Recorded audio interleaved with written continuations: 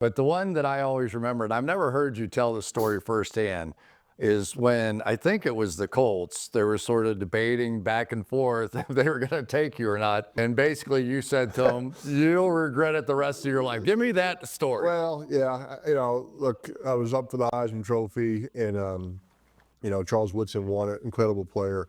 But I guess it wasn't the best experience in New York, being up there with having a camera on your face and, sort of this live reality TV show of, kind of filming your disappointment. And the reason I was disappointed, I really wanted to win it for the University of Tennessee. It never had one. Tennessee's never had, they've had 4 runner-up finishes, never won one. So that was kind of my disappointment. Anyway, so now we're going to go to the draft in April.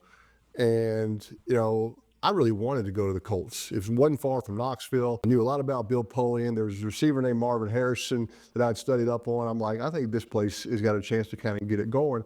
And the Colts just said, hey, we don't know. We're not going to tell you up until, the day of the draft. And so I went and visited them for like a little health combine recheck, they called it, about 3 weeks before the draft. And I just kind of said, hey, listen, I want to come here. I really think there's a good thing going here.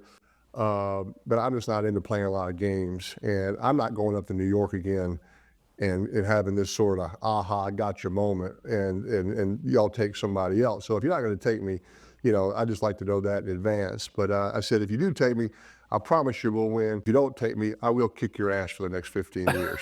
So, and I don't know. It wasn't like trying to make it something. It's just kind of how I felt at the time. And supposedly that's when Bill Polian said, I think we're going to take him. That's what kind of convinced him that, hey, this is our guy. So I didn't plan that, but I guess they liked that sort of bold, statement, and maybe that's why they drafted me.